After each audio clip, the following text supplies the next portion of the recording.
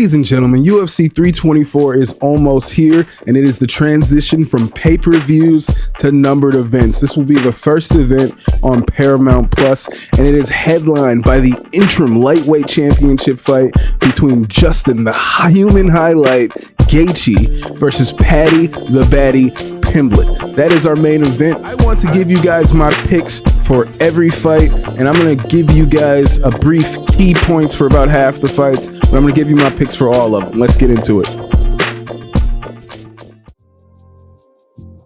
Now, as I've mentioned in a previous standalone video about Gaethje versus Pimblett, there's a few keys to this fight that I feel like are going to be very important come fight night.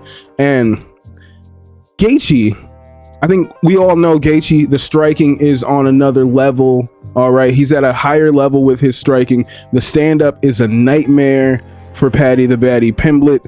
The leg kicks, that's going to be a nightmare for Paddy Pimblett. We all know this. But on the other side of that, we all know that Gaethje isn't necessarily the best grappler.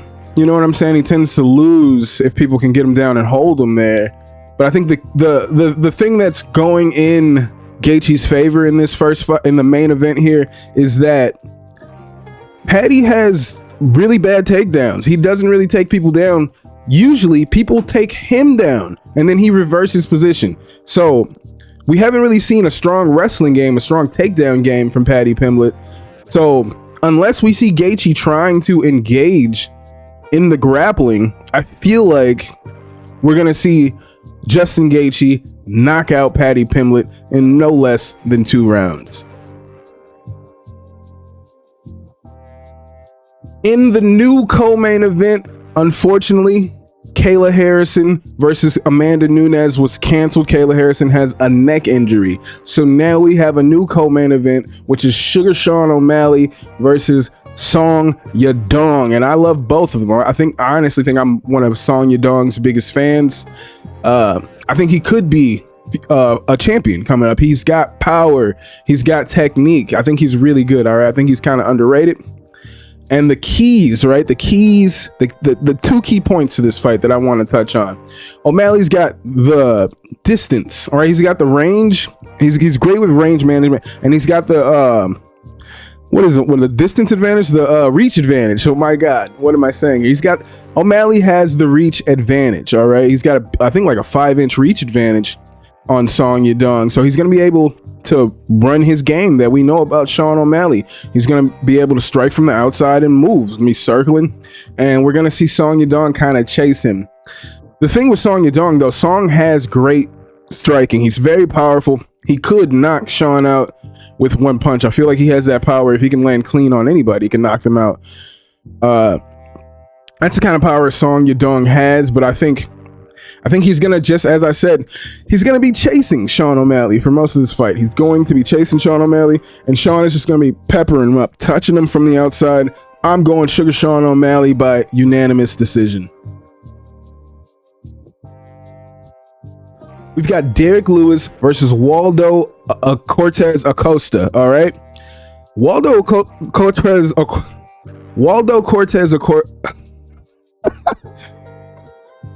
Waldo has looked good in his past few fights.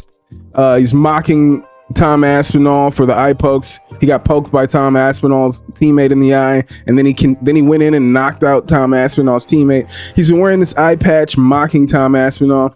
He's been coming up as far as fans are concerned. I thought he was on his way out of the UFC. I didn't think he would last here that long, but Waldo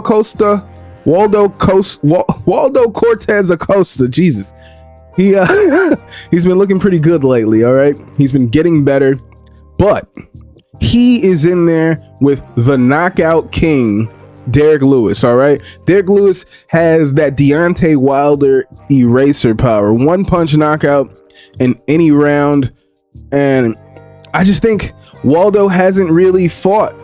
He hasn't beaten the level of Derrick Lewis. He hasn't beaten the level of Derrick Lewis, and I think Derrick Lewis is going to do what Derrick Lewis does, and he's going to knock out Waldo.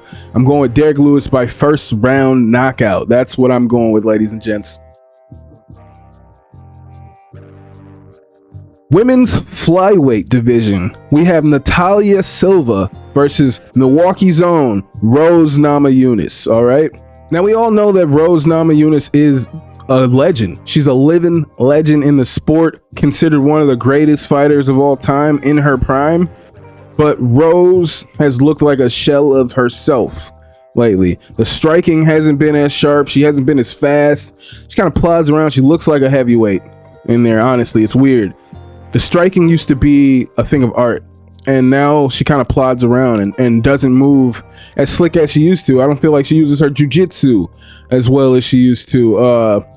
She seemingly has regressed quite a bit from prime Rose Namajunas. Now, on the other side of that, Natalia Silva is amazing. All right, she's high velocity kicking, punching, she's circling. She's gonna just pepper you up and keep moving. She's so good at, I believe it's a Muay Thai style that she's implementing. I could be wrong here, but I believe that with Rose's regression and Natalia Silva being white hot right now, like I thought she'd be fighting Valentina Shevchenko in her next fight. Honestly, after her last performance, I thought she would be fighting Valentina Shevchenko, but here she is fighting a former champion in Rose Namajunas, and I think she gets it done and moves on to challenge the champion Valentina in her next fight. I'm going with Natalia da Silva by unanimous decision. In the featherweight division, ladies and gents, we have a banger. We have Arnold Allen versus John Lord Silva. That fight screams banger. This fight honestly screams fight of the night. I don't see how this fight could not be fight of the night unless it's a quick knockout, unexpected knockout, which I don't believe is going to happen. I believe like Arnold Allen has been in there with Max Holloway, and in that fight, I felt like, dude, come on, do something. Do something, Arnold. He was really reserved in that fight until like the last round, and then he started coming forward and doing something, and he was having success. Once he finally started going, he was having success. John Silva's coming off a loss against Diego Lopez. He had a really bad first round, was taken down, beaten up on the ground, but then was able to get up and fight back, and he looked great in the stand-up. John Silva's stand-up is super smooth, but he's so confident, and Diego Lopez was able to time him rushing in. He kept going for these certain attacks, and he rushed in, and Diego Lopez was able to time Silva and catch him with a spinning back elbow and knock him out in the fight. And now Diego Lopez will be fighting Alexander Volkanovski for the belt in the following week. There's two back-to-back numbered events, ladies and gents. UFC 324, and then the next week, UFC 325. That's crazy. I digress. John Silva, in my opinion, should be the sharper striker in this one. I believe this fight takes place primarily on the feet. And I think Arnold Allen, I like his style. It's like punches and bunches is what I like to call it. He'll throw 1,000 punches at you, like 1,000 punch combination at you if he can.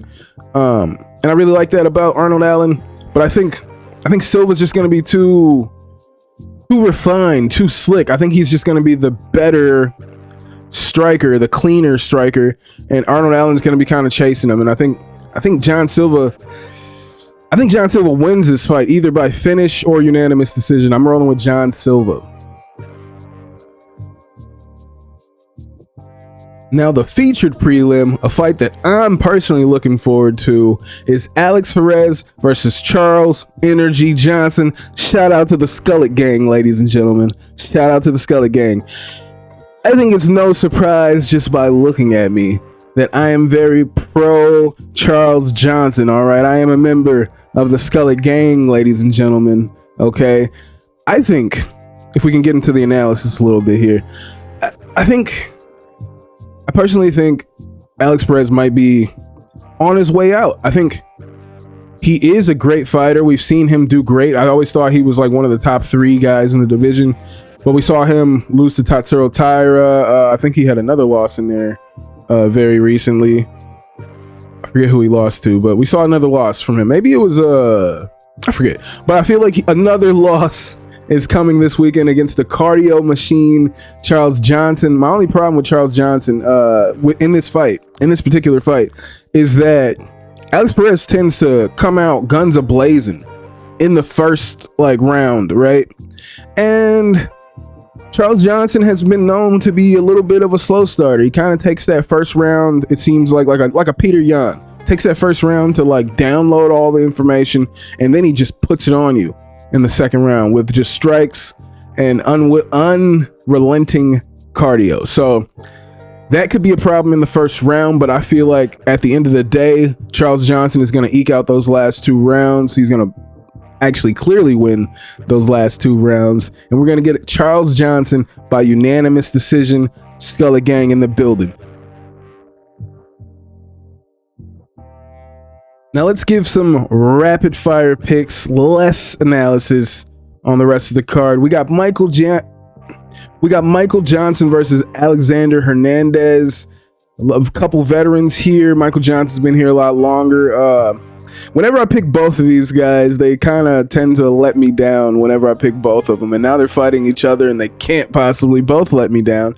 But I think Hernandez has just been a little hotter at this point, and we all know Michael Johnson is not in his prime anymore. I think Alexander Hernandez should just be able to get it done in this one with the wrestling, the hard striking. I mean, we all know Johnson's the better striker, cleaner striker. He could knock him out if he wanted, but I think the wrestling will be an issue here. I'm going Alex Hernandez by decision. Ricky Tercios versus Cameron Smotherman, ladies and gentlemen. You gotta find joy in your life. Find value in your life. I'm rolling with Cameron Smotherman.